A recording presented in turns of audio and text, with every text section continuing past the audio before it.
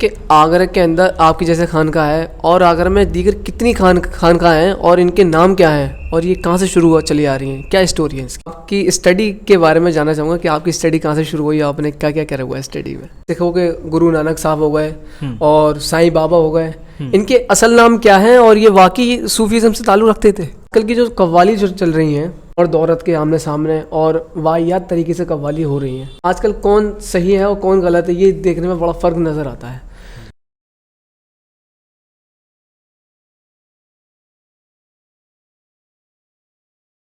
ہماری جو گفتگو چل رہی تھی وہ یہ چل رہی تھی کہ جو ہے آج کل کون صحیح ہے اور کون غلط ہے یہ دیکھنے میں بڑا فرق نظر آتا ہے. تو یہ بتائیے آج کل کی جو قوالی جو چل رہی ہیں, آپ نے بھی شاید دیکھی ہوں گی یا پھر سنا ہوگا کہ مقابلے چل رہے ہیں مرد عورت کے آمنے سامنے اور واحیات طریقے سے قوالی ہو رہی ہیں. تو آپ کی خانقاہ میں بھی قوالی ہوتی ہیں ماشاءاللہ, تو قوالی کا اصل طریقہ اور اصل میں کیا انسٹرومنٹ بجنا چاہیے قوالی میں؟ دیکھیے قوالی کا کے جو موجد ہیں جی, وہ قوالی کی جو ایجاد ہوئی, جیسے لفظ قوالی جب سے کہا جانے جی لگا جی وہ خواجہ نظام الدین اولیاء سلطان المشائخ کے دور سے کہا جانے لگا. اور ہارمونیم طبلے کے آوشکارک اور اس کے انوینٹر جو ہیں وہ حضرت خواجہ نظام الدین اولیاء رحمۃ اللہ. ہارمونیم اور طبلے کے اور قوالی پارٹی جو پوری بیٹھتی ہے جو گروپ ہے وہ خواجہ نظام الدین اولیاء. تو انہوں نے اصول بھی بیان فرمایا. آپ نے فرمایا زمان, مکان اور اخوان, یعنی وہ ایک تو ایسا وقت نہ ہو جو نماز کا ہو, جی, دوسرا ایسا وقت نہ ہو, ایسی جگہ نہ ہو جہاں پہ دنیا دار لوگ ہوں یا دنیاوی مقصد رکھتے ہوں, جی, تیسرا آپ نے فرمایا کہ اہل حال ہوں, یعنی ایسے لوگ ہوں جو اللہ سے محبت کرنے والے ہوں, دنیاوی مقاصد ان کے ذہن میں نہ ہوں, جی, وہ اللہ سے محبت اور عشق رکھتے ہوں, دوسرا عشق وہ نہ رکھتے ہوں. جی, یہ پہچان ہے اصلی صوفی کی اور اصلی قوالی کی, کہ صوفی جو قوالی سنتا ہے اس میں شرطوں کے ساتھ قوالی سنتا ہے. اچھا, اس میں اوباشی یا کسی طرح کا لغو چیزیں یا ایسی چیزیں جس سے جو شریعت کے خلاف ہیں یا جو ایک مہذب مورل سوسائٹی کے خلاف ہیں, ایسی چیزیں شروعاتی صوفی حضرت ابوالقاسم خرقانی, حضرت جنید بغدادی رحمۃ اللہ علیہ بھی سما سنتے تھے, اور ان کے خواجہ غریب نواز نے بھی سما سنی, لیکن آداب سما کو ملحوظ رکھتے. اور صوفیوں کے پورا قانون ہے اس کے لیے. جو لوگ اس کا انحراف کرتے ہیں وہ اسلام کی مخالفت بعد میں کرتے ہیں, پہلے تصوف اور صوفیزم کی مخالفت کرتے ہیں. ہارمونیم اور طبلہ تو یہ حضرت نظام الدین اولیاء کے وہاں سے شروع ہوا, اور اس سے پہلے حضرت ڈف کے اوپر عشر کہے جاتے تھے. جی, وہ حضور سرکار دو عالم کے زمانے سے محمد صلی اللہ علیہ وسلم کے زمانے سے دف پہ نعت شریف اور حمد شریف اور دوسری غزلیں حضور سنتے تھے, اور صحابہ تابعین کے دور تک اور بعد کے دور تک یہی رہا کہ عرب میں آج بھی یہی کلچر ہے کہ وہ لوگ کلام سنتے ہیں دف پر سنتے ہیں. لیکن شرائط سما, جیسے آپ نے کہا کہ جو لوگ اس طرح کا مقابلہ کرتے ہیں یا اس طرح کی وہ حرکات کرتے ہیں وہ صرف شریعت میں نہیں, وہ صوفیوں کے نزدیک بھی غلط ہے. جی, اور کوئی قوالی میں کوئی ایسا کلام جو شرک پہ مبنی ہو, جیسے اشعار یہ آ جاتے ہیں کہ میں تجھے خدا کے برابر سمجھتا ہوں یا تجھ میں میرا خدا دکھتا ہے, اس کو آپ کس نظر سے دیکھتے ہیں قوالیوں میں ہی؟ بنیادی طور پہ دیکھیے جو باتیں یا جو کلام وہ کون سے اشعار ہیں یا وہ ہیں اس پر پھر کلام ہو سکتا ہے. جی, لیکن جو ایسے کلام ہیں جس کا تعلق شریعت کے یا طریقت کے اصولوں کے خلاف ہے, وہ کلام سننا تو صوفیوں کے خلاف رہا ہے, اور جائز نہیں ہے. اس بات کو سب سے زیادہ کنڈم اگر کسی نے کیا تو خود صوفیوں نے کیا. اچھا, انہوں نے سب سے زیادہ غلط کلاموں کا انحراف کیا ہے. لیکن کچھ چیزیں درجات سے تعلق رکھتی ہیں, مشاہدہ ذات سے تعلق رکھتی ہیں, توحید سے تعلق رکھتی ہیں, تو وہ اس معیار کے کلام ہے. جیسے منصور نے کہا انا الحق, تو ہمارے حساب سے انہوں نے خدا کہا, لیکن انہوں نے خدا نہیں کہا, انہوں نے یہ نہیں کہا میں خدا, انہوں نے کہا کہ میں حق ہوں, یعنی حق کا ہی ایک حصہ ہوں. تو وہ کبھی کبھی ہمارے سمجھنے میں بھی غلطی ہوتی ہے. ایسا نہیں کہ وہ کبھی کلام بڑا معیاری ہوتا ہے لیکن ہم اس کو سمجھ رہے ہوتے ہیں کہ یہ شرک ہے. یہ بھی اس طرح کی مغالطے بھی ہوتے ہیں. جی, بہت خوب, بہت خوب. اور یہ بتائیے جیسے صوفی نا مسلمانوں میں, خیر غیر مسلم تو نہیں کہیں گے, بہرحال مسلمانوں میں صوفی ان کو بھی کہا جاتا ہے, جیسے سکھوں کے گرو نانک صاحب ہو گئے اور سائیں بابا ہو گئے, ان کے اصل نام کیا ہیں اور یہ واقعی صوفیزم سے تعلق رکھتے تھے؟ ہاں گرو نانک جو تھے فریدیہ چشتیہ سلسلے سے متاثر تھے اور کہا جاتا ہے جی کہ وہ اس سلسلے میں مرید بھی تھے اور گرو نانک کے نے صاحب نے جو تصنیف کی ہے جی اپنی کتاب گرو گرنتھ صاحب، اس میں زیادہ تر تعلیمات جو ہیں وہ تصوف صوفیزم کی ہیں، اور ان کے جو لنگر کا نظام ہے وہ بھی صوفیزم سے، وہ بھی صوفیوں کی خانقاہی سے انفلوئنس ہے، ان سے ہی اخذ کیا گیا ہے۔ اور وہ اس طرح کے بزرگ تھے جنہوں نے یہ کہہ سکتے ہیں ہم کہ صوفی آئیڈیالوجی سے متاثر تھے، اور انہوں نے اپنا جو مذہب سکھزم بنایا وہ بہت طرح قریب تر ہے صوفیزم کی آئیڈیالوجی سے، لیکن وہ صوفی بزرگوں میں ان کا شمار اس طرح سے ہے کہ وہ متاثرین میں سے ہیں صوفیزم سے تعلق رکھنے میں۔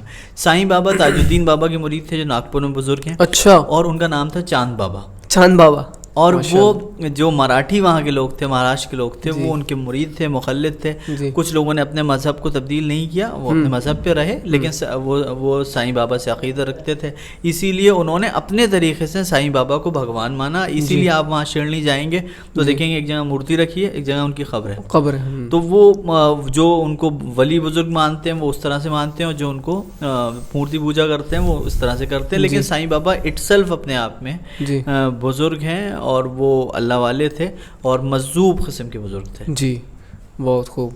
تو یہ بتائیے حضرت، جیسے شرلی میں جو بنا ہوا ہے، جیسے کہا جاتا ہے کہ ان کے ایک مرید تھے عبدل اور رحیم، ایسا کر کے کچھ معاملہ تھا ان کے ساتھ؟ ہاں، وہ یہ ہے کہ ایک میں نے کہا نا کہ جو ہندو مرید تھے وہ اپنے طریقے سے ان کو مانتے تھے، جو مسلمان مرید تھے وہ اپنے طریقے سے ان کو مانتے تھے جی۔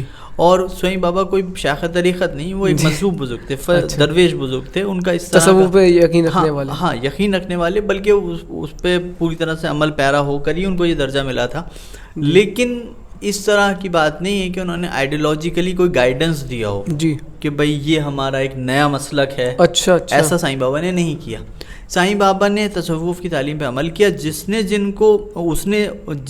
شخص نے ان کو جیسا چاہا ان کو یہ کہہ لیجیے کہ جس شخص نے اپنے مذہب سے ان کو مان لیا تو وہ انہوں نے اپنے جیسے ہی مان لیا، اپنا جیسا مان لیا، اور وہ ہمارے مذہب سے تعلق رکھتے ہیں، ہاں اس طرح سے ان کو ریلیٹ کر لیا۔ لیکن سائیں بابا اصلاً جو تھے وہ ایک صوفی بزرگ تھے، تاج الدین بابا مسلم تھے۔ اچھا جی ماشاء اللہ۔ اور آپ نے یہ بھی بتایا کہ وہ تاج الدین بابا سے مرید تھے، تو میں ذرا یہ جاننا چاہوں گا کہ مرید کیا پروسیسر رہتا ہے، کیسے مرید بنتا ہے انسان، کس طرح سے رہتا ہے یہ؟ حضور سرکار دو عالم کے پاس کوئی شخص آتا ہے صلی اللہ علیہ وسلم کے پاس اور کہتا ہے کہ میں اسلام میں داخل ہونا چاہتا ہوں، ایمان قبول کرنا چاہتا ہوں، جی ایمان قبول کرنا چاہتا ہوں اور مجھے پسند ہے اسلام جی، تو آپ اس کے ہاتھ پہ ہاتھ رکھ کے اسے کلمہ شہادت پڑھاتے اور اس سے عہد و پیمان لیتے۔ بیعت دراصل ایگریمنٹ ہے کہ میں یہ عہد کرتا ہوں، یہ پیمان کرتا ہوں کہ میں اپنی زندگی کو ایسے بتاؤں گا۔ وہی طریقہ جو حضور کا صحابہ کے ساتھ تھا بیعت کرنے کا، وہی طریقہ ایک صوفی بزرگ کا اپنے مرید سے بیعت کرنے کا ہے، اس میں کوئی فرق نہیں ہے، اور اس میں بھی وہی شرطیں ہوتی ہیں جو شریعت و طریقت کے قانون کے مطابق ہوتی ہیں، اس میں کوئی ڈفرینس نہیں ہے۔ وہ یہ بس فرق یہ ہے کہ سلسلہ کہتے ہیں چین کو، یعنی ہم حضور سے 1400 سال دور ہیں تو ہم کسی بزرگ کے ذریعے حضور ہی کے ہاتھ پر بالواسطہ و بلا واسطہ بیعت کرتے ہیں جی۔ یہی طریقہ ہے بیعت کا جو 1400 سال سے چلا رہا ہے، اس میں کوئی ڈفرینس نہیں ہے، بس یہ ہے کہ اب اس کی نگہبانی ہے کیونکہ حضور پردے میں ہے، حضور ہمیں دیکھ سکتے ہیں، ہم حضور کو نہیں دیکھ سکتے، اس لیے تعلیم کے لیے ایک شاخ کیا جاتا ہے جو ہماری نگہداشت کرے، ہمیں ٹوکے بتائے یہ صحیح ہے یہ غلط ہے، یہاں تم نفس پرستی کر رہے ہو، یہاں پہ تم غلط ہو، یہاں تم صحیح ہو، تو اسی لیے شیخ ایک ہاتھ سے دوسرے ہاتھ تک، یعنی اپنے ہاتھ سے خدا کے ہاتھ تک پہنچانے والا ہوتا ہے، یہ شیخ کا کام ہے جی۔ اس طرح سے انسان مرید ہوتا ہے، اس طرح سے بیعت ہوتا ہے، اور یہی بیعت کا طریقہ ہے جو سارے سلسلوں میں ہے جی۔ یہ بتائیے حضرت، جیسے آج کا نوجوان جی پڑھا لکھا طبقہ ہے اور سمجھدار انسان ہے، وہ کس طرح سے صوفیزم کو سمجھے یا کس طرح سے اس کے اوپر اسٹڈی کرے؟ دیکھیے ایک پرابلم ہے، آپ دیکھ رہے ہوں گے کہ آج کل سائیکیٹرسٹ کے پاس لوگ بہت جاتے ہیں جی، ڈپریشن کے کیسز ہیں، انزائٹی ہے، ہائپر ٹینشنس ہے، یہ بہت بڑھ رہا ہے۔ تو ڈپریشن ہوتا کیوں ہے جی؟ خواہشات کی فراوانی کی وجہ سے، جیسے غالب کا شعر ہے، ہزاروں خواہشیں ایسی کہ ہر خواہش پہ دم نکلے، بہت نکلے میرے یار پھر بھی کم نکلے بے شک۔ تو وہ خواہشات دراصل ہمیں سکون نہیں دیتی، خواہشات ہمارا اسٹینڈرڈ آف تھنکنگ اور اسٹینڈرڈ آف ڈیمانڈنگ بڑھا دیتی ہیں, اور وہ جب فلفل نہیں ہوتا, جیسے ڈرگس کے بارے میں آپ نے سنا نا کہ ڈرگس کی مقدار تھوڑے سے شروع کرتا ہے وہ, پھر وہ بڑھتا چلا جاتا ہے, اور جب وہ زیادہ درجے پہنچتا ہے تو اب تھوڑے سے اس کو سکون نہیں ملتا, حتیٰ کہ لت لگ جاتی ہے. ہاں, اسی لیے امام جعفر صادق السلام نے فرمایا دنیا جو ہے وہ سمندر کے پانی کی طرح ہے, تم جتنا پیو گے پیاس بڑھتی جائے گی. تو ڈپریشن ان کو ہوتا ہے, اس لیے سائیکیٹرسٹ کے پاس جاتے ہیں. سائیکیٹرسٹ جو ہیلنگ اور کاؤنسلنگ کا کام کرتے ہیں وہ دراصل صوفی خانقاہوں کا کلاسیکل کام ہے. اچھا, وہ اسی طرح سے جنہیں معاشرہ قبول نہیں کر رہا ہوتا, دنیا پاگل کہتی ہے, دنیا گناہ گار اور برا کہتی ہے, صوفی اسے گلے لگا دیتا ہے, اور گلے لگا کر اس سے کہتا ہے کہ میں تمہارے ساتھ ہوں, جانتے ہوئے کہ یہ کتنا غلط ہے, لیکن اس سے محبت کرتا ہے. اور مولوی صاحب اس کے ساتھ ایک شفقت والا معاملہ کرتا ہے, شفقت محبت سے پیش آتا ہے. مولوی صاحب معاشرہ اسے دھتکار رہا ہوتا ہے, مفتی صاحب فتویٰ دے دیتے ہیں کہ غلط, لیکن صوفی فتویٰ نہیں دیتا. صوفی کہتا ہے کہ آپ غلط ہیں, لیکن آپ کے پاس ابھی بہت کچھ ہے کرنے کو, آپ کی ہیلنگ ہو سکتی ہے, اور وہ ان کو ہیل کرتا بھی ہے. تو یہ صوفی خانقاہیں ہیں جو وہ کام کرتی ہیں نوجوانوں میں اپنی خواہشات کو کیسے بیلنس کرنا ہے. یہ آپ خانقاہوں سے صوفیزم سے سیکھ سکتے ہیں. دوسری بات یہ سیکھ سکتے ہیں کہ یہی وہ پرائم ٹائم ہے انسان کا, نوجوانی کے بعد جوانی کا جو وقت شروع ہوتا ہے اور 40-45 سال تک کا ٹائم ہے, یہ اپنے آپ کو ڈسپلن میں لانے کا ٹائم ہے. اس ٹائم صرف ہم کاروبار کی اور نوکری کی فکر کرتے ہیں, لیکن اس وقت ہمیں اپنے انر کور کی فکر کرنی چاہیے, ہمیں اپنے کانشیس کی فکر کرنی چاہیے, اپنے سول روح کی فکر کرنی چاہیے. اور وہ صوفی تعلیم سے اسے سکون حاصل ہوتا ہے, جیسے اللہ فرماتا ہے نا کہ اللہ کے ذکر سے ہی سکون حاصل ہوتا ہے. تو وہ ذکر کے طریقے اور نوجوان کو یہ بتانا توبہ کا وقت سب سے اچھا نوجوانی کا ہے.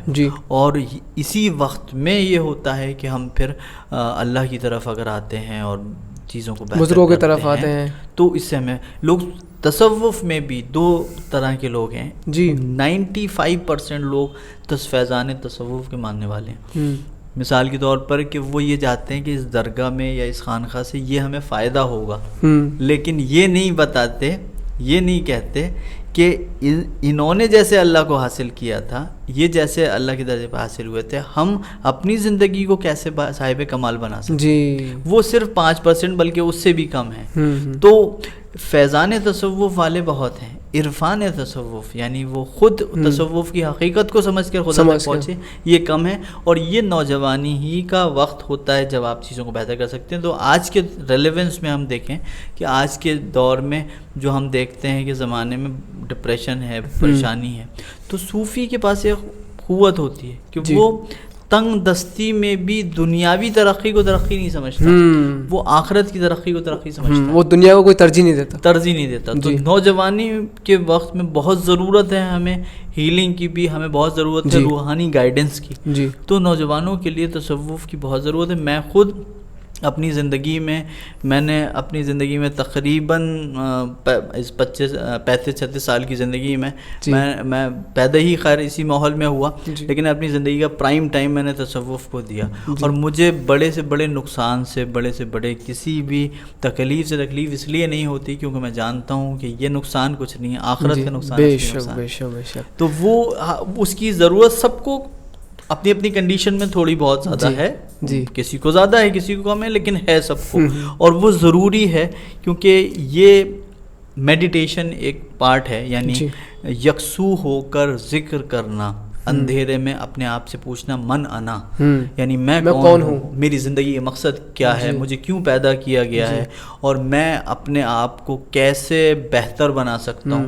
یہ سارے سوالاتوں کا جواب تصوف میں موجود ہے, عملی طور پر, صرف کتابوں میں اور صرف باتوں سننے میں نہیں. ہاں, صرف سننے سنانے تک نہیں, بلکہ یہ ان کے عمل میں اتارا جاتا ہے, ہاں ایکسرسائز میں موجود ہے. جی بہت خوب. اور میں یہ جاننا چاہوں گا کہ اسی متعلق سے کہ آپ کی اسٹڈی کے بارے میں جاننا چاہوں گا کہ آپ کی اسٹڈی کہاں سے شروع ہوئی, آپ نے کیا کیا کرا ہوا ہے اسٹڈی میں. میں نے ہائر اسٹڈیز کے لیے سینٹ جونز کالج سے ماسٹرز کی تھی جغرافی میں, پھر ایک اور ماسٹرز کی اردو میں, اور پھر اس کے بعد معلم کا کورس کیا، پھر عالم کا، پھر کامل کا. عالم کا کورس کیا آپ نے؟ جی عالم کامل کا کورس کیا. پھر گھر کی تصوف کتابیں تھیں وہ بچپن میں مجھے جو 8th 9th کے زمانے سمجھ میں بھی نہیں آتی تھیں، تب سے میں نے وہ پڑھی. اب اس کو بار بار پڑھ کے رسالہ کشیریہ ہے، کشف المحجوب ہے دادا گنج بخش اجویری رحمۃ اللہ علیہ کی، کاشف المحجوب، جی کیمیا سعادت ہے امام غزالی کی، بہت زبردست کتاب ہے. حلیت الاولیاء ہے، اور مذاق الاولیاء ہے، اور بہجت الاسرار ہے حضور غوث اعظم کی، اور فتوح الغیب ہے. یہ کتابیں درس میں رہیں بھی اور آج بھی ہیں درس میں. تو میں نے ان کتابوں کو اس وقت پڑھا تھا. اور پھر اس کے علاوہ گھر میں بہت حضرت فوائد الفوائد نظام الدین اولیاء رحمۃ اللہ علیہ کی، اور سکینت الاولیاء دارا شکو کی کتاب تھوڑی بہت پڑھی. اس کے علاوہ آج بھی تصوف میں بہت ساری کتابیں، تاریخ اسلام کی بہت ساری کتابیں دیکھنے کا شرف ہوا. اور کیونکہ میں کیونکہ اسی فیلڈ میں تو ابھی بھی دیکھنا ہوتا ہے. تو یہ کتابیں جو تھیں ان میں زیادہ انفلوئنس ہمیں کیا ان کتابوں نے. اس کے علاوہ ہمارے دادا کی کتاب ہے مسائل تصوف، تو تصوف کی کتابوں میں پڑھنا ہوا. اور تمام تر صوفیوں کی کتابوں کا یا تو میں نے اس کو دیکھا ہے، یا تھوڑا پڑھا ہے، یا پورا پڑھا ہے. لیکن اللہ کا شکر ہے کہ جو بنیادی تصوف کی ساری تعلیمیں ہیں وہ، اب اپنے بارے میں کچھ کہنا ہے یا تو آپ بہت زیادہ کہیں تو یہ غلو ہو جاتا ہے، اور اگر آپ اس سے کم کہیں تو آپ کو یہ لگتا ہے کہ نہیں میں تو تھوڑا، میں نے یہ بھی کہا تھا وہ یہ رہ گیا، تو وہ تھوڑا ایک مشکل کام ہوتا ہے. ہاں میں یہ ضرور کہوں گا کہ میں کوشش کرنے والوں میں ہوں. نہیں ماشاء اللہ آپ کی اسٹڈی بہت سن کر بہت اچھا لگا کہ آپ نے کہاں کا عالم کے کورس کرے ہوئے ہیں، اور سینٹ جون سے آپ مطلب فارغ ہیں ماشاء اللہ. مرۃ الاسرار ایک بہت اچھی کتاب ہے، اور راحت القلوب بابا فرید الدین گنج شکر رحمۃ اللہ علیہ کے ملفوظات ہیں. اچھا وہ نظام الدین اولیاء رحمۃ اللہ علیہ لکھے. اچھا یہ جو بہت مجھے جو کام آتے ہیں وہ یہ آتے ہیں. بچپن میں خواجہ نظام الدین اولیاء رحمۃ اللہ علیہ کے ملفوظات ہیں. مولا علی کو نہج البلاغہ شریف میں نے پہلی بار 10th کلاس میں پڑھی. نہج البلاغہ، نہج البلاغہ شریف وہ تو حضرت شیعوں کی کتاب ہے؟ نہیں وہ شیعوں کی کتاب نہیں ہے. اچھا. نہج البلاغہ شریف مولا علی کتاب ہے. مولا علی کے 2 ہاتھ مبارکہ سے جو فیض جاری ہوا ہے اس سے شیعہ سنی نکلے. شیعہ سنی سے اوپر مولا علی ہیں، اور ان کی تعلیمات بھی اس سے اوپر ہیں. آج بھی انسٹاگرام پہ آپ ریلز دیکھتے ہیں نا، تو اس میں وہ لوگ جنہوں نے کتاب میں کبھی نہیں دیکھا کہ مولا علی نے واقعی فرمایا گیا تھا، لیکن اس کو فالو کرتے ہیں کیونکہ انہیں کنیکٹ کر پاتے ہیں. تو مولا علی کی نہج البلاغہ شریف صرف ایک خطبہ شکچکیہ کے علاوہ 99% شیعہ سنی میں کامن ہے. جی. اور مولانا رضی جو تھے جن کا مزار خراسان میں امام موسیٰ کاظم علیہ السلام کی نسل سے تھے، امام علی رضا علیہ السلام کے مزار شریف کے پاس ان کا مزار شریف ہے مولانا رضی، جنہوں نے اس کتاب کو مرتب کیا. لیکن وہ تالیف ان کی ہے، وہ تصنیف مولا علی کی ہے. یعنی 277 خطبے اور 1,500 سے زیادہ مقولے ڈائلاگس جو ہیں وہ مولا علی کے انہوں نے اکٹھے کیے، اس میں جمع کیے ہیں. اور سب سے مستند ماخذ مولا علی کے ملفوظات کا نہج البلاغہ ہے. اس کا تعلق شیعوں سے نہیں. اب جیسے امام بخاری کے لیے ہم کہیں کہ امام بخاری نے بہت ساری ایسی روایتیں کی ہیں جو فیور میں ہیں شیعوں کے، تو ہم یہ نہیں کہہ سکتے یہ سنیوں کی کتاب ہے. شیعہ بھی اس کو کوٹ کرتے ہیں، حتیٰ کہ اس میں روایت کرنے والے بھی شیعہ ہی ہیں. ہاں صحیح بخاری میں، صحیح مسلم میں. اس طرح سے کیٹیگوریکلی ہم بانٹ نہیں سکتے. جی. نہج البلاغہ شریف وہ شخص محروم ہے علم سے، اور وہ اس نے سب کچھ پڑھا ہو جی لیکن نہج البلاغہ نہ پڑھی ہو، تو آپ سمجھیے کہ وہ دنیا کے علم میں ادھورا ہے. کیا بات. ان کے اوپر ریسرچز کی ہیں یہودیوں نے، جیوز نے اس کے اوپر یہودی، اور انہوں نے کہا ان کا اس میں ایک خطبہ ہے توحید، خطبہ توحید. اس کے لیے وہ کہتے ہیں، یہودی کہتا ہے کہ یا تو یہ خدا نے خطبہ لکھا ہے، یا اس نے لکھا ہے جو خدا کو کائنات بناتے ہوئے دیکھ رہا ہوگا. اللہ اکبر. تو نہج البلاغہ شریف وہ دروازے کھولتا ہے، اور اس کی اتنی گرمی اور شدت ہے کہ میں بچپن میں جب پڑھتا تھا تو آدھی رات جب میں اس کتاب کو پڑھتا، خطبات پڑھتا، تو ظاہر سی بات ہے کہ اس عمر میں اتنا نہیں سمجھ میں آتا. لیکن اس کے کلام کی گرمی اور شدت، اور اس میں دانائی اور حکمت، اور اس میں جو ڈیپتھنیس ہے نا، وہ دنیا کے کسی کلام میں نہیں. آپ کسی فلاسفر کو، دارشک کو پڑھ لیے، وہ ڈیپتھ جو مولا علی کے کلام میں وہ کسی میں نہیں. بے شک. بات قرآن اور حدیث کے، اور خود مولا علی فرماتے ہیں. تو حضرت یہ نہج البلاغہ سے سنیوں کو دور کیوں رکھا گیا؟ یہ کہتے ہیں کہ جو ہے یہ مت پڑھو، یہ شیعوں کی کتاب ہے، یہ فلانا. ہاں سنیوں کو دور رکھا نہیں گیا. دیکھیے ویسے اگر ہم گہرائی میں جائیں تو محبت تو انتخاب ہوتی ہے. بے شک. وہ آپ کو مولا علی کے عاشق ہر فرقے میں ملیں گے. جی. کوئی فرقہ ایسا نہیں جو مولا علی کے عاشق نہ ہو. بے شک. لیکن ہم اگر کسی پروپیگنڈے کے انفلوئنس میں آ رہے ہیں، یعنی ہم سے یہ کہا جا رہا ہے کہ تمہیں سنی رہنا ہے تو مولا علی سے کو نہ مانو، تو یہ بنیادی طور پر وہ جو اسپیچر ہے، جو مبلغ ہے، وہ غلط ہے. کیونکہ سنی وہ ہے جو چوتھا خلیفہ مولا علی کو مانتا ہے، داماد رسول مانتا ہے، بھائی مانتا ہے حضور صلی اللہ علیہ وسلم کا. تو آپ اسے، اگر ہمیں روایت ملتی ہے ابو ہریرہ نے فرمایا تو ہم پڑھتے ہیں نا. اگر ہمیں روایت ملتی ہے کہ عبداللہ ابن عباس نے یا حضرت ابن مسعود نے یہ فرمایا رضی اللہ تعالیٰ عنہم اجمعین نے، تو ہم پڑھتے ہیں کیونکہ وہ صحابی رسول ہیں. تو جو مولا علی ہیں، جو کسی بھی اعتبار سے، شیعوں کے عقیدے کی بات نہیں کر رہا ہوں، کسی بھی اعتبار سے قریب، تو ان کو پڑھنے میں نہ صرف کہ کوئی حرج نہیں ہے، بلکہ یہ ہماری کم علمی. اگر کوئی ہم سے کہتا ہے نہ پڑھو، تو مجھ سے اگر کوئی یہ کہے کہ نہ پڑھو، اس کو ابن تیمیہ کو نہ پڑھو یا دیوبندیوں کو نہیں پڑھو، تو میں جان بوجھ کے پڑھوں گا. میں پڑھوں گا کیونکہ ایک آخر اس میں ہے کیا، ہاں، محقق جو ہے، جو واقعی تحقیق کرتا ہے، وہ ہر پوائنٹ آف ویو کو، ہر ویو پوائنٹ کو جاننا چاہتا ہے، اور اسے جاننا چاہیے، جب بھی وہ اپنا موقف صحیح رکھ سکتا ہے. اگر وہ اپنا ویو پوائنٹ رکھ رہا ہے لیکن دوسرا ویو پوائنٹ جانتا ہی نہیں ہے تو نہیں رکھ سکتا. اور مولا کائنات کی شخصیت، بلکہ مولا علی نہیں بلکہ امام مہدی علیہ السلام تک، یہ شیعوں کے امام نہیں ہیں، یہ مسلمانوں کے امام ہیں، بلکہ انسانوں کے امام. سبحان اللہ. ان کو مانے بنا کوئی مسلمان ہو ہی نہیں سکتا. بے شک. یہ اس کا عقیدے کا پھر وہ ایک دوسرا چیپٹر شروع ہو جاتا ہے. لیکن میں یہ کہہ رہا ہوں کہ نہج البلاغہ شریف آج کے دور میں سب کو پڑھنی بھی چاہیے، اور سب کو نہ بھی پڑھیں. جیسے قرآن کے ساتھ ہے کہ اس میں کچھ حکم تو انبیاء کے لیے ہیں، کچھ ایڈمنسٹریٹو آرڈرز ہیں، کچھ ملٹری لا ہیں. جیسے لوگ کہہ دیتے ہیں نا کہ یہ مجاہد بنانے کی آیت ہے، ایسے نہیں ہے. وہ ملٹری مارشل لا ہے، وہ سویلینز کے لیے نہیں ہے. وہ قرآن وہاں عام لوگوں سے کلام نہیں کر رہا، وہاں کلام کر رہا ہے ایک سولجر سے.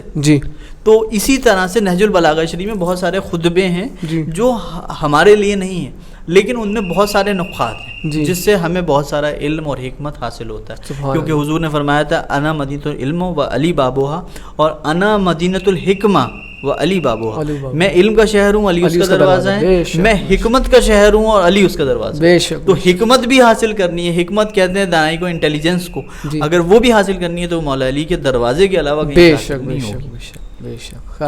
تو شاہ جی یہ بتائیے کہ آگرہ کے اندر آپ کی جیسے خانقاہ ہے، اور آگرہ میں دیگر کتنی خانقاہ ہیں اور ان کے نام کیا ہیں، اور یہ کہاں سے شروع ہوا چلی آ رہی ہیں، کیا اسٹوری ہے اس کی؟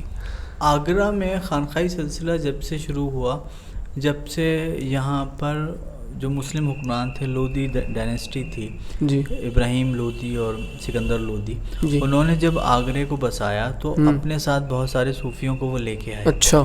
اور اسی عہد کے صوفی تھے صوفی رفیع الدین محدث اور سید بلاول سید علاء الدین مجذوب، جنہیں نائکی منڈی میں شاہ ولایت کہتے ہیں. اچھا. اور نائکی منڈی کا نام بھی ان کی ہی دعا سے، جو انہوں نے ایک نائی کو دعا دی تھی کہ تمہارے نام سے علاقہ جانا جائے. اچھا. تو انہیں کے نام سے پڑھا. ایسے ہی اسی عہد کے بزرگوں میں حضرت فخر الدین مداری صاحب ہیں، جو آگرہ کے اولین. نعمت اللہ چشتی صاحب ہیں، جو اسی دور کے بڑے بزرگوں میں آپ کا شمار ہوتا ہے. اس کے بعد کا جو ایرا آتا ہے وہ شیخ سلیم چشتی رحمۃ اللہ علیہ کا ایرا آتا ہے. اس کے بعد کے ایرا میں شیخ سلیم چشتی رحمۃ اللہ علیہ ہیں، حضرت غوث گوالیاری جن کا بہت وقت آگرہ میں گزرا. اچھا. وہ بھی آگرہ ہی کے بزرگوں میں سے ہیں. اور ان کے ہی دور کے بزرگوں میں حضرت شیخ سلیم چشتی رحمۃ اللہ کے بھائی ہیں، وہ حضرت صالح موسیٰ چشتی صاحب رحمۃ اللہ علیہ. اور اس کے بعد کے ایرا میں امیر ابوالعلا احراری نقشبندی اور نعمان نقشبندی صاحب رحمۃ اللہ علیہ، یہ آگرہ کے بڑے بزرگوں میں شمار ہوتے ہیں. اور اسی عہد میں حضرت ابراہیم خود مدنی رحمۃ اللہ علیہ، جو امجد علی شاہ صاحب قادری رحمۃ اللہ علیہ کے چوتھے دادا تھے، وہ بھی اسی عہد کے بزرگوں میں. یہ کہاں کا آرام فرمانا حضرت امیر ابوالعلا احراری، جو سیدنا سرکار کے نام سے مشہور درگاہ ہے آگرہ کی سب سے زیادہ، وہ ہے شیخ سلیم چشتی رحمۃ اللہ علیہ. دنیا کے سب سے معروف، مطلب آگرہ کے سب سے معروف بزرگوں میں جو پوری دنیا میں جانے جاتے ہیں، شیخ سلیم چشتی رحمۃ اللہ علیہ فتح پور سیکری میں. نعمان نقشبندی رحمۃ اللہ دھنی کی نگریہ میں ہیں. بیلن گنج میں رفیع الدین محدث اکبر آبادی ہیں, جن کے بارے میں عبدالحق محدث دہلوی نے اپنی کتاب اخبار الاخیار میں کافی تفصیل سے لکھا. اور وہ 2 واسطوں سے ابن حجر اسقلانی کے حدیث میں علم حدیث میں شاگرد ہیں. اور شاہ ولایہ صاحب کالپی کے رہنے والے تھے. وہ خواجہ قطب الدین بختیار کاکی مہرولی شریف سے ان کے حکم سے آپ یہاں آگرہ تشریف لائے, اور مطلب باطنی حکم سے, کیونکہ آپ کے دونوں کے دور میں وقفہ ہے, کافی فرق ہے. تو وہ یہاں آگرہ تشریف لائے, اور نائکی منڈی میں آپ کو مزار شریف شامل ہے. عارف حسینی صاحب کے نام پر میرا حسینی چوراہا ہے, جو اسی اکبر ہی کے دور کے بزرگوں میں شمار ہوتے ہیں. نقشبندیہ سلسلے کے بہت بڑے تمام بزرگ یہاں آگرہ میں ہوئے ہیں. تو تقریباً بوستان اخیار میں 235 کے قریب 236 کے قریب بزرگوں کا ذکر سید احمد مہروی نے کیا ہے. مرخہ اکبر آباد میں بھی وہ بھی انہی کی تصنیف ہے سید احمد مہروی کی, جو شوبیہ کالج کے فاؤنڈرز میں سے ہیں. تو آگرے پہ بہت سارے صوفیوں کا مرکز رہا, اور آگرے میں بہت سارے مزار ایسے ہیں جن کے بارے میں لوگ جانتے نہیں ہیں, لیکن بزرگ ہیں. جیسے ایک بزرگ شاہجہاں کے دور کے 2 بزرگوں کا نام اور ہے, پیر جیلانی حضرت عبد القادر بخاری رحمۃ اللہ علیہ, اور ایک شاہجہانی عہد کے عبداللہ کشفی اور صالح کشفی, جو کھنداری میں ان کا مزار شریف ہے. جلال بخاری صاحب, احمد بخاری صاحب, امجد بخاری صاحب, محمد بخاری صاحب, چاروں بھائی تھے. اور جلال بخاری صاحب آگرہ کے مشہور بزرگوں میں, احمد بخاری صاحب کا قبرستان بہت مشہور. تو اور خانقاہوں میں اگر ہم کہیں تو یہ سب جن بزرگوں کا میں نے نام لیا, ان سب خانقاہ نیازیہ کے علاوہ اور کون سی خانقاہ ہیں؟ ہاں میں بتاتا ہوں. خانقاہ جیسے رفیع الدین محدث کی رضی اللہ تعالیٰ عنہ کی خانقاہ آگرہ کی سب سے بڑی خانقاہ تھی. اور وہ آصف خاں کی حویلی کے آس پاس کا جو علاقہ تھا وہ پورا ان کی خانقاہ تھا. اور یہ اس کا پرانا نام بھی محلہ رفیع الدین ہے. بیلن گنج بیلون ایک انگریز تھا جس کے نام پر اس کے نام کو بعد میں تبدیل کیا گیا, لیکن اس کا پرانا نام ہے محلہ رفیع الدین. محلہ رفیع الدین وہ بھی خانقاہ بیلن گنج کا نام. جی. اور حضرت امیر ابواللہ صاحب کی جو خانقاہ ہے وہ بھی اپنے زمانے کی, اس زمانے کی خانقاہ تھی. یہ جو اکبر نے تعمیر کرائی تھی یہ بھی دراصل خانقاہ ہی تھی فتح پور سیکری میں, شیخ سلیم چشتی رحمۃ اللہ علیہ کی, جو پیچھے صوفی ایک پورا آگرہ میں گاؤں ہے جو صوفیوں کے نام سے منسوب ہے. اسی طرح سے آگرہ کا ہر کونا, ہر خطہ آپ دیکھیں گے. میں کس کا نام لوں اور کس کا چھوڑ دوں, وہ ایک بہت لمبی لسٹ ہے. لیکن یہ پنجے شریف پہ جو بزرگ ہیں حضرت امجد علی شاہ صاحب, یہ قادریہ سلسلے کے بہت بڑے اکابر بزرگ ہیں. انہی کے خلیفہ ہیں دیوان خانے میں نور الدین, سید نور الدین, جو حکیم خاندان کے بانی ہیں.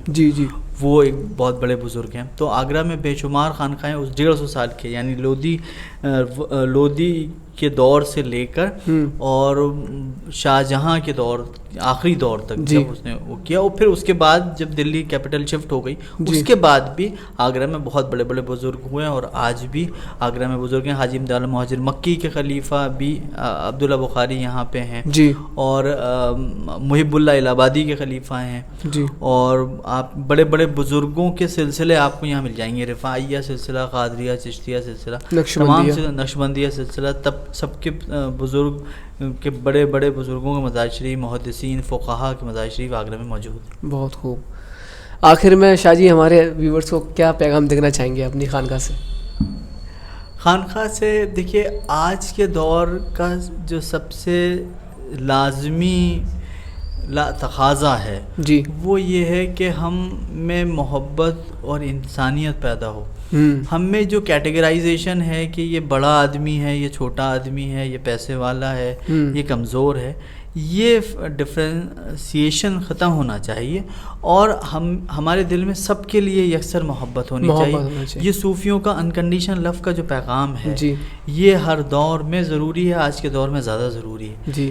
دوسری بات جو ہے, ہم لوگ جو آپس میں اختلاف رکھتے ہیں, فقہی اختلاف ہیں, سلسلوں کے اختلاف ہیں, شرعی اختلاف ہیں, ان اختلاف کو علمی رکھنا چاہیے, تحقیقی رکھنا چاہیے. اس میں اس کو ذاتی نہیں بنانا چاہیے. یا کسی سے ہمارا اختلاف بھی ہے تو وہ موضوعاتی ہے, اس ٹاپک پہ ہے, اس سبجیکٹ پہ ہے, اس کی ذات سے نہیں ہے. تو وہ ہمیں اس کا خیال رکھنا چاہیے. دوسرا یہ کہ مجھے ہمیشہ میری بچپن سے ایک خواہش پہنچ رہی کہ ہمارے یہاں جو ایک تہذیب تمدن رہا ہے، جی، اخلاق کا معاملہ ہو جی، یا عمارات کا معاملہ ہو، جی، یا ہماری جو کلچر ہیں، جی، ہمارے جو روایات ہیں، جی، ان کو برقرار رکھنے کی بہت ضرورت ہے. جی، ہم اب پرزرو کریں چیزوں کو، پرانی چیزوں کو پرزرو کریں، بزرگوں کا احترام کریں، لوگوں کے ساتھ اچھی طرح پیش آئیں. جی، ہمارا مزاج ایسا نہیں، سیلف سینٹرک نہیں ہونا چاہیے. جی، ہمارے مزاج میں یہ ہونا چاہیے کہ جیسے کسی نے پوچھا کہ اللہ والا کون ہے، تو کہا کہ اللہ والا وہ ہے جس سے زیادہ لوگوں کو فائدہ پہنچے. جی، تو یہی صوفیوں کا بھی پیغام ہے. اور آگرے کے حوالے سے میں کہتا ہوں کہ ہمارا بڑا تاریخی شہر ہے اور بہت زبردست شہر ہے. اپنے شہر پہ فخر کریے، اپنے شہر کی روایتوں کو برقرار رکھیے، اور اپنے شہر میں آپسی محبت، سوہارد کو، اتفاق اور محبت کو برقرار قائم رکھیے. کرنے کی کوشش کریے. بہت خوب، یہی میرا پیغام. بہت خوب، بہت اچھا پیغام جا رہا ہے یہاں سے. تو اس طرح سے ہمارے چینل بی امہ پوڈکاسٹ کو دیکھتے رہیے. السلام علیکم ورحمۃ اللہ وبرکاتہ. شکریہ.